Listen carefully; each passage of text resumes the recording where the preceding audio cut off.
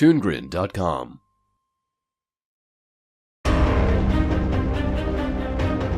My name is Branch, and I'm a troll. Why do I live in a heavily fortified survival bunker? Because right outside my door lurks a nightmare named Poppy. A 5, 6, 7, 8.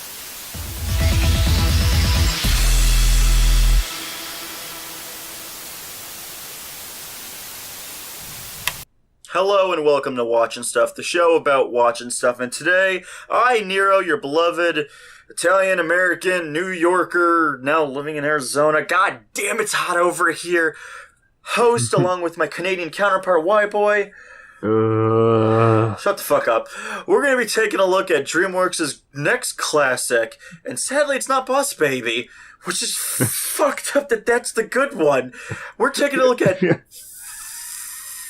fucking Trolls, because apparently the company of DreamWorks recently acquired the toy line rights of the Trolls line. So they decided we need to make a big hour, 30-minute long commercial to sell these shitty toys that are really irrelevant. Yeah. And I'm just thinking back on how I played with the troll dolls. I remember just picking up one by the hairs and just spinning them around. That never happens in the movie. There's never a cool fucking fight scene. Actually, that's the thing I have to ask you. I was on the porcelain throne praying to the porcelain god the other day, and I have to ask you, did the trailer, when you saw this, pitch to you a more action-adventure movie than the rom-com it ended up being? Yeah. If I had to really just sort of compare it to something, I would say it almost felt like the Smurfs trailer in a lot of the ways. Which one? The animated one that just came out. Oh, The Lost Village? Yeah, like just them going off somewhere to basically go on an adventure to save everybody, and that felt like what Trolls was going to be.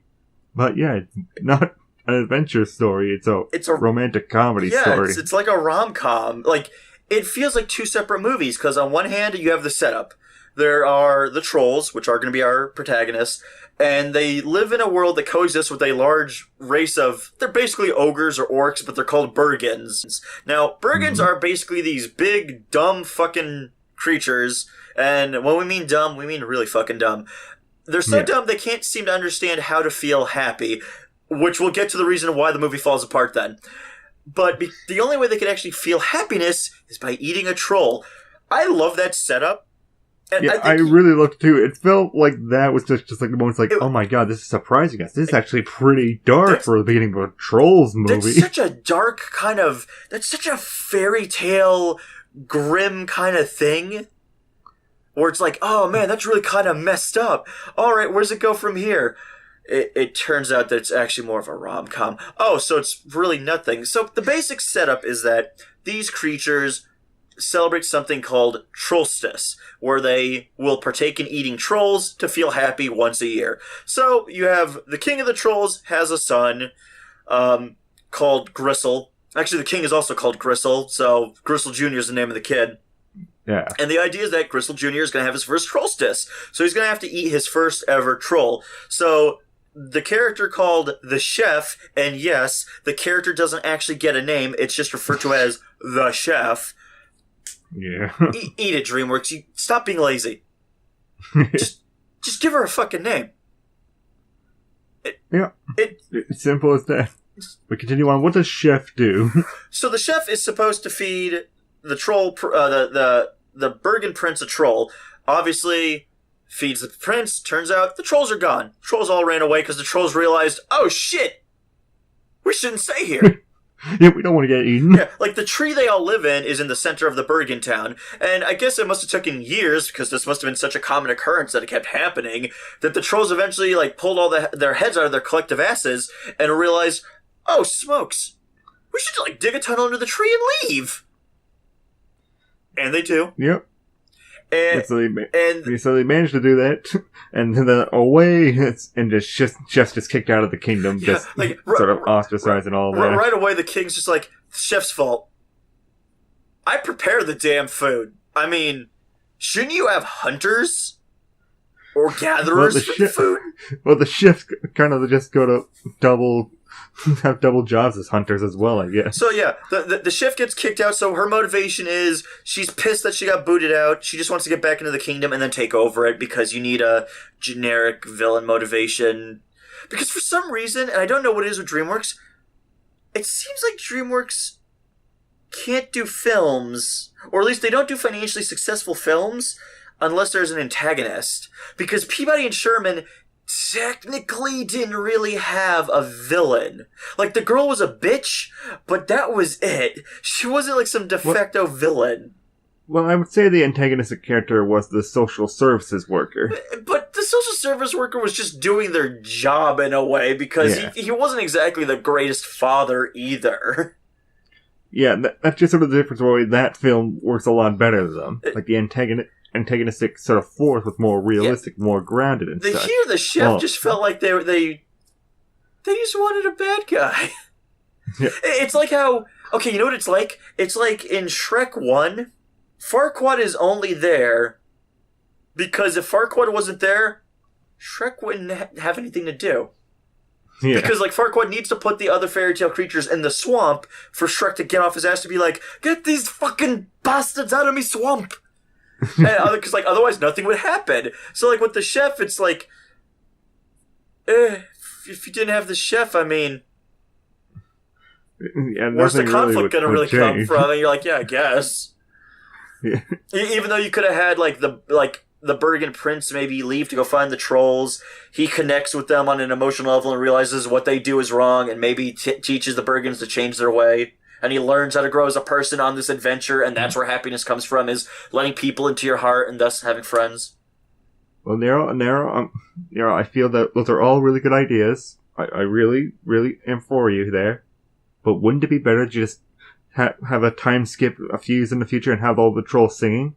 All the trolls singing? The king is dead, because I guess John Cleese couldn't be afforded for any more lines of dialogue, so that fucker snatched his paycheck and he got to go.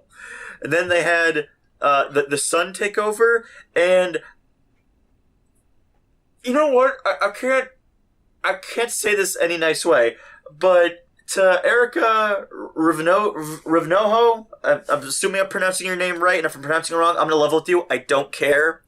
To Jonathan Abel and Glenn Berger, who are the screenplay writers, I don't know if this was 100% on you, but if it was, fuck you guys for making this a glorified best of soundtrack movie.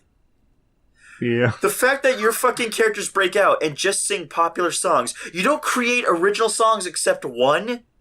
Fuck you. Yeah, that is the worst thing.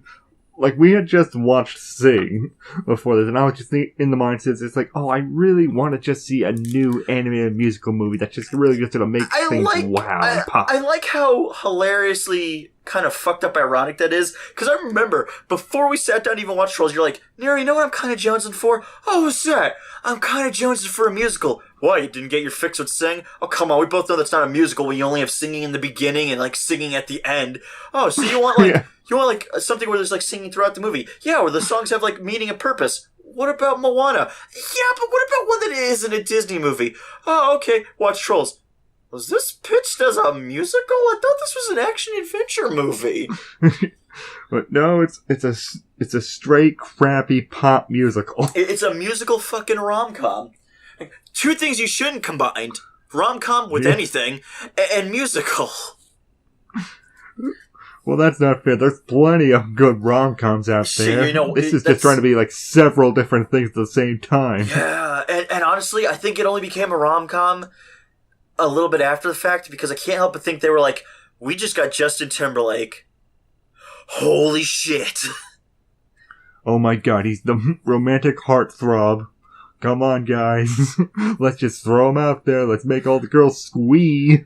Yes, because all current girls know who Justin Timberlake is. So who's this old What guy? the fuck's that, Grandpa? Who's that old guy? Now, you're gonna find this hard to believe, you ladies, but in the days of yore, when, dinosaurs walked the earth and the stone was just being formed into the wheel for the first time, and people like me had discovered the wonder that is fire, where we could finally cook our food.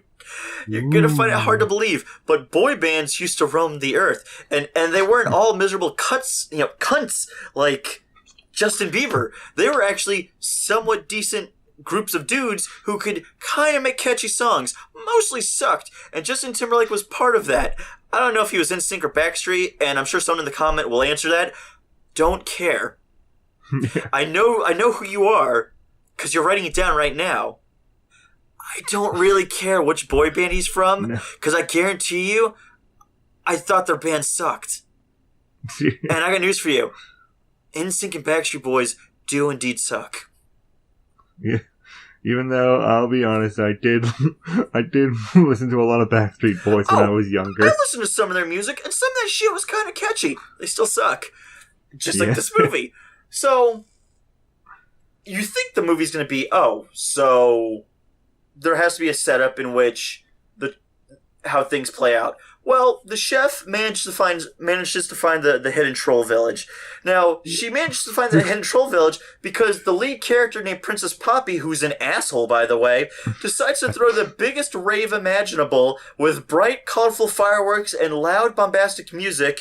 And you're gonna find this crazy, but when you have like a dark, dreary forest and a dark, dreary kingdom, you know what stands out in all the darkness? Bright, colorful fireworks. Yeah, it's even better when you just have Justin Timberlake walk in and just like, guys, if we do this, the Bergens will find us. I hate that this movie constantly makes it like, Branch is a douche. Why? Because he's the sensible one? Yeah, what an asshole. You're the sensible one who doesn't want to get eaten by a freaking Bergen. Also, what's wrong with him? I think I realized why they named him Branch. Yeah. Because he's a stick in the mud. How much you want to bet? How much you want to bet some fucker's thought process was that? That would actually be... I would actually think that would be pretty clever if this movie was written better. Yeah, but the thing is, he is a stick in the mud, but he's not a stick in the mud because he's an asshole. He's a stick in the mud because of a very, very logical form of reasoning. There are these giant creatures that want to find us, and they want to kill us and devour us. Yeah, and the issue is with all the other trolls, they are just so blissfully oblivious to everything. They just want to be happy and huggy and all such things. They're so lame because it's such a generic sense of stupidity where it's like, okay, you know how people give the Smurfs shit? Because they're like, their name is whatever their personality is. Gutsy is tough, he's tough. Clumsy is clumsy, and so on and so forth.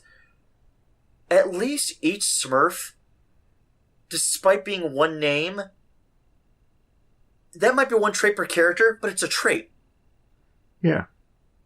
The fucking trolls are all the same. Except Branch. Because most of them are bubbly, cheerful, happy-go-lucky. For fuck's sake, they set their watches to have hug time. Yep, every hour on the hour. What the... Yeah, well, I'm just reading off the list of all the... I would just say the standout trolls.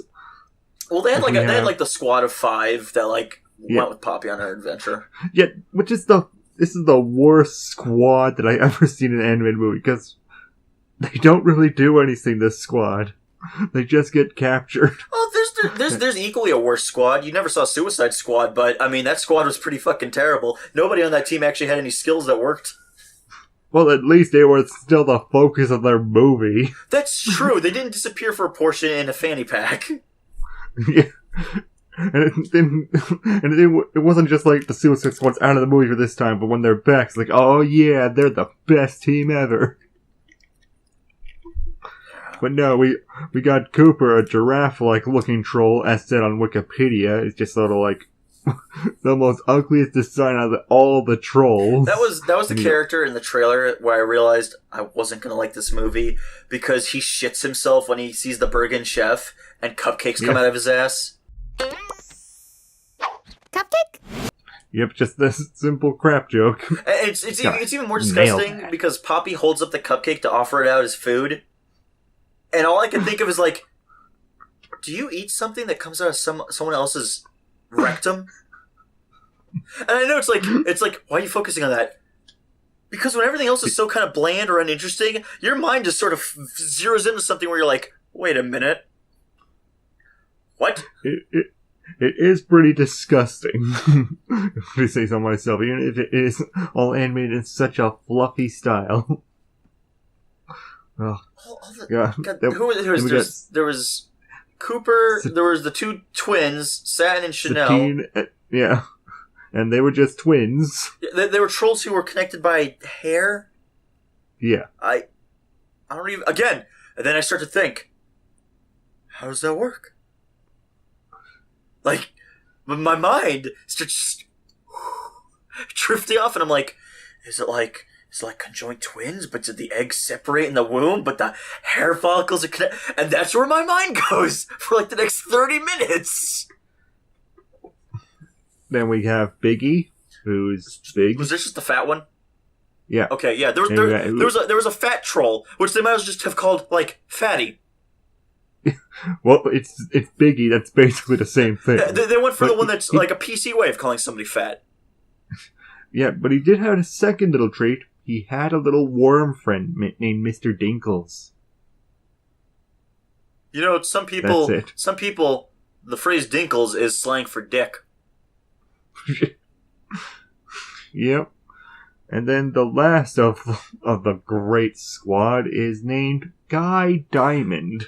A troll covered in glitter. Now, you guys remember those toys. I mean, maybe you don't because it's been a while, but there was a variant of troll toys where they're covered in glitter.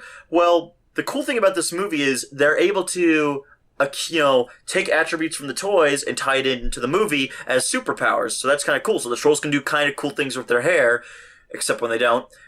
And Guy Diamond has this awesome ability to shoot glitter out of his asshole. I think we have very different ideas when it comes to awesome powers. Well, I was being 100% sarcastic. Yeah. I clearly... He shoots glitter out of his rectum. And the weirdest part is that Poppy will collect the glitter from his butt to fill up the 3D cards she makes that when they open up, they shoot glitter in your face. So all I'm thinking of now is, that glitter came from that dude's butthole. And that glitter went on that dude's face. Is it like that dude's like going ass to mouth with that other troll? So for the next 30 minutes, I'm just thinking of like these trolls 69ing, and I'm like, that scene better happen in this movie. Like, if one of the trolls 69s with Guy Diamond, does the troll who's 69 Guy Diamond have like glitter all over their mouth? Like, if I 69 Guy Diamond, like I spread his cheeks and go all up in that shiny disco laden ass crack, like, will I come out and have sparkles in my beard and all over my mouth? These are questions that needs to be answered, and these are the questions the movie raises. They don't. They don't.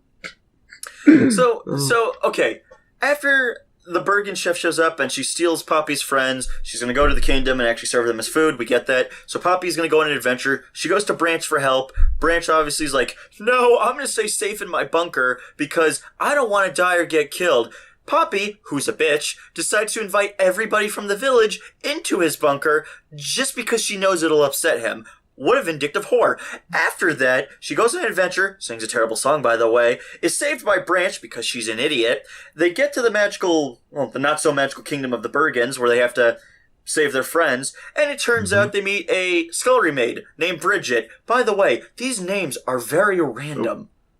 Actually, you skipped a scene. Which one? Before they get into the village, they come across all these sort of tunnels to get into the village. Oh, you mean Cloud Guy? They have to find out. Yeah, they have to finish out which one it is, so they need Cloud Guy to help them along. There's Cloud Guy. You remember him from the trailers? He pissed himself. Right. I'm gonna let you slide with a fist bump. Whoop! Shark attack! Nom nom nom nom. Jellyfish, hand sandwich, turkey, snowman, dolphin, helicopter, last supper, monkey in a zoo. What? Gear shift.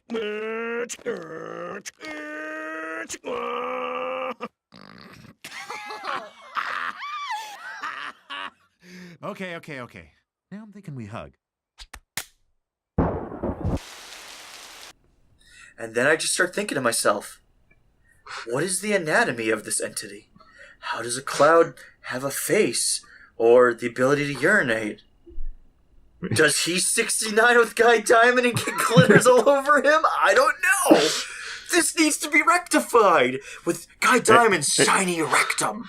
Hey, that cloud seems like a very easygoing guy. He would be open-minded at 69ing. To be fair, Cloud Guy was probably one of the few characters I think we got a chuckle out of, because we were like, you know what? That thing isn't boring. It has no place here and is completely irrelevant to everything happening.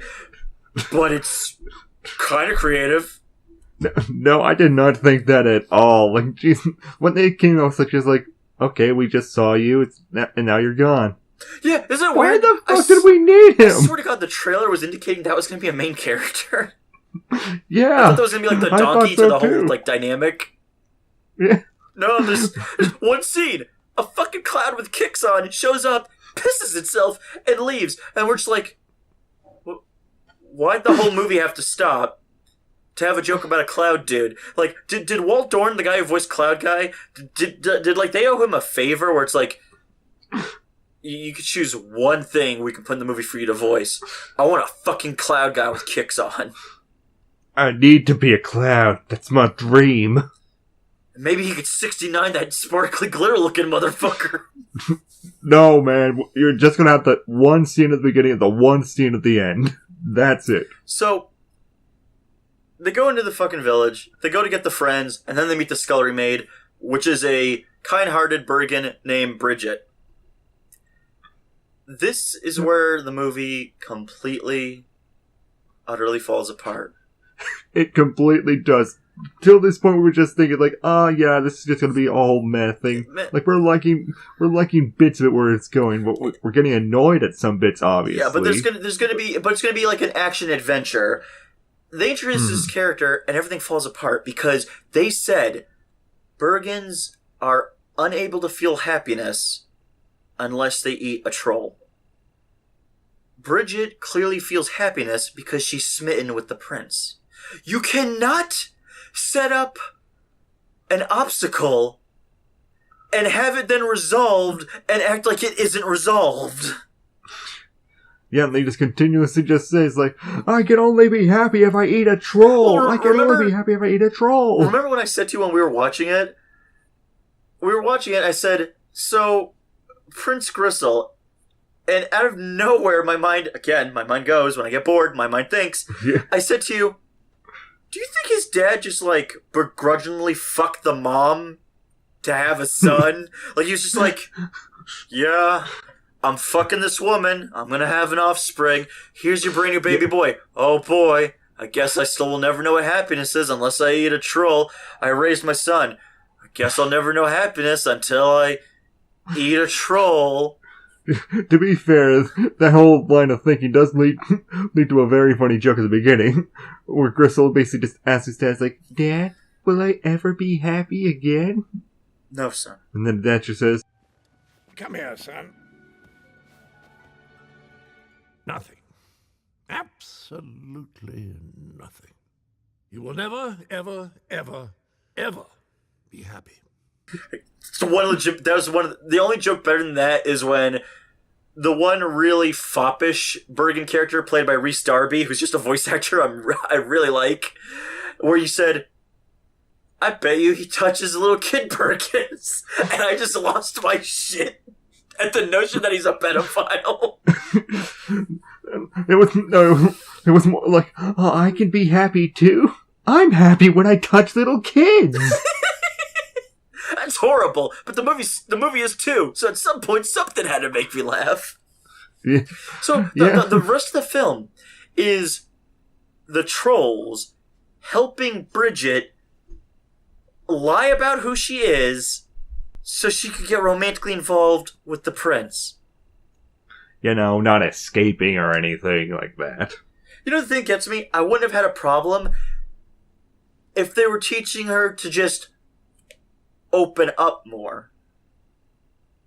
That would have been fine. But the fact that they went with the whole, let's lie about who we are, that's a great way to start a relationship. I was just like, I'm done with this.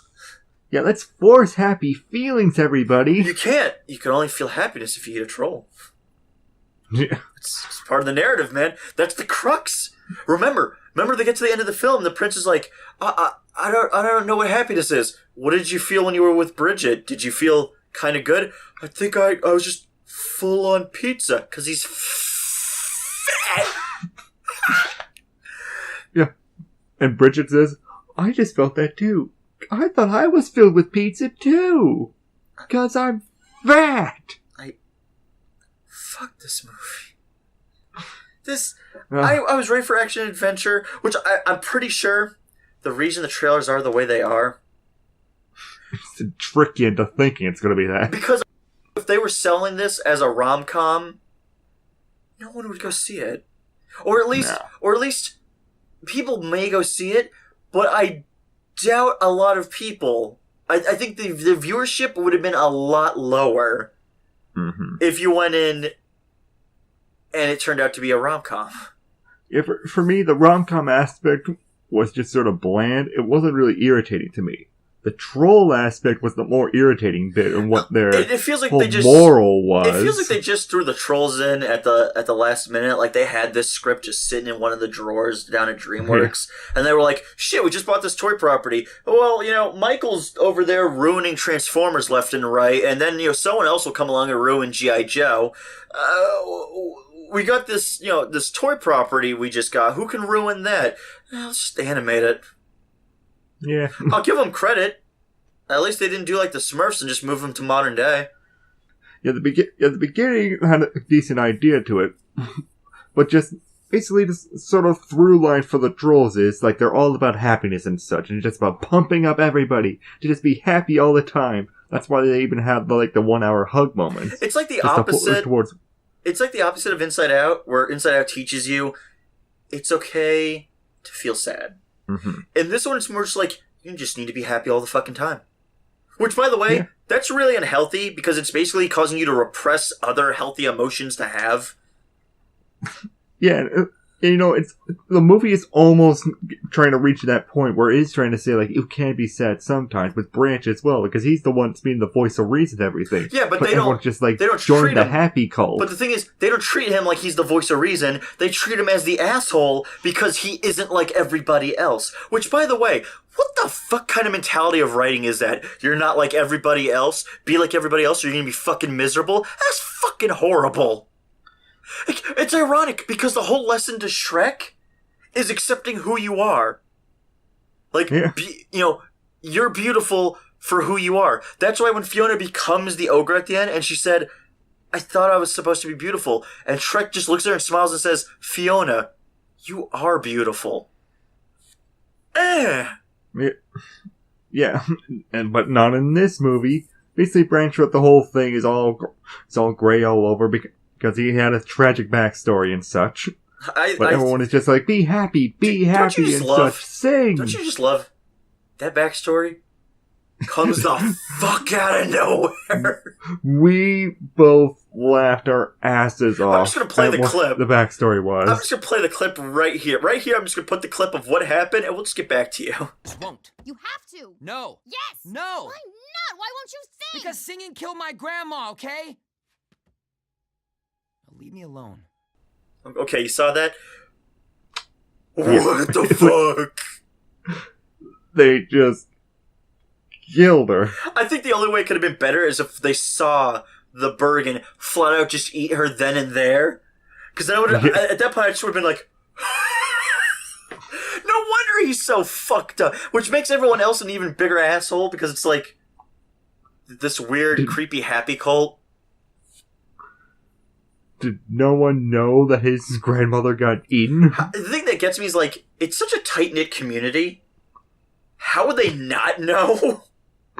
Yeah, how would they have missed that? Well, when no one else in the whole village would have been like, dude, did you hear what happened to Branch's grandma? It's a tight-knit community. It's a really kind of small, tight-knit community where everybody knows each other. How did no one else know? Yeah, it doesn't make any sense there, but they basically just say to them, you gotta be happy anyways. Yeah. You gotta sing anyways. Like, honestly... No, you know what? This is rock bottom, man. I can't. I couldn't... First off, I feel like the trailer just flat out lies to me. I feel like the trailer's saying action-adventure comedy. It's not. It's a rom-com. That was a lie. I felt like... I didn't think it was going to be a musical. I knew there might have been some singing in it because of the trailers, but I didn't expect full-blown musical. If anything, I thought it was going to lampshade the idea of it. Like, you know how, like, when you watch Shrek for the first time, it sort of mocks the Disney movie mentality? Yeah. I thought it was going to do that. Like, oh, we're going to, we're going to maybe have a musical bit, and then it'll be, like, really kind of ha-ha, and it's not really going to be that. No, it tries to be like a Disney musical, but instead of actually writing songs, and the songs help to motivate progression of the narrative forward in any way, shape, or form, or get you to understand a character better. They're just popular songs. They just use very popular songs and put them in the movie. Yeah. And that's it. And then on top of that, Poppy is an asshole. Because basically, she's forcing her view onto Branch instead of just calmly trying to understand him. It's basically either force him to try and be happy, or just push and poke the bear until finally he fucking snaps and mentions his grandma died. Yeah. So, Poppy's an asshole, and the rest of the characters are just so boring and uninteresting. Really? Nobody in the group has a personality outside of they just Chipper. have a thing they can do. Kind of. But, like, no one even has, like, a unique special power. Because the hair thing, all the trolls can do that. The only one that actually has unique power is, Guy Diamond 69 who could shoot glitter out of his butthole. And that's it. Yeah. Like, everyone could do the hair thing. This was horrible. And the fact that this is getting a sequel, it baffles me, because they make peace with the Bergens at the end. What fucking story is left to tell? I don't know. But I'll just say from my own perspective, I would give it a rock bottom. If you fucking don't give it anything less than a rock bottom, I will smack the shit out of you when you visit me. well, I'm sorry. I'm just thinking of all the points that I did like the writing in it. Like, there was Clipper right at the beginning, and there was jokes where we legitimately laughed at it. It doesn't feel like it was, like, the worst of the worst shit. It was just mostly, like, the most annoying and the most annoying stuff. Because it has all these good points to it, but it just basically destroys it all. I don't think it has... okay, the animation's great, but I expect that from DreamWorks. If anything, one of the things this movie has really going for it is that in terms of an experiment of animation, it looks fucking amazing. Yeah, I really love it. It sort of has a Yoshi's Woolly Wolves of a style to it, where everything feels soft to the touch and the eyes. Yeah, there's like a cloth kind of feel to thing. And honestly, like, that was one of the cool things about it. Boss Baby was them, right? DreamWorks?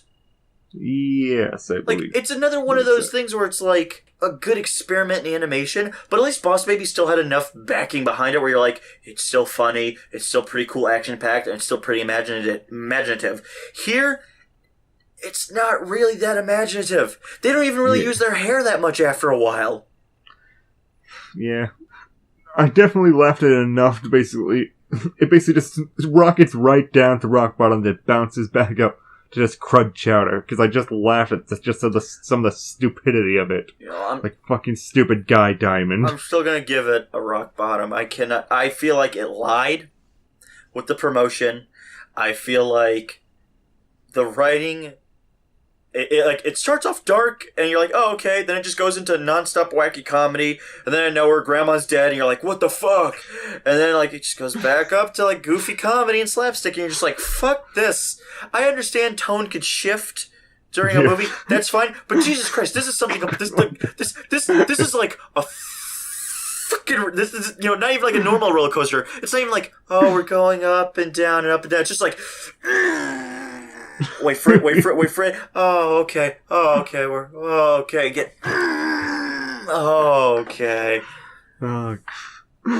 Like, Just for moments like the grandma dying bit, I just laughed at the horribleness of it, just to give it a crud chowder. That was Trolls. If you like it, kudos. If anything, explain in the comments why you enjoyed it. I would love to know. And tell us what is wrong with you. No, we kid, of course. We don't fucking watch shame on here. That's bullshit.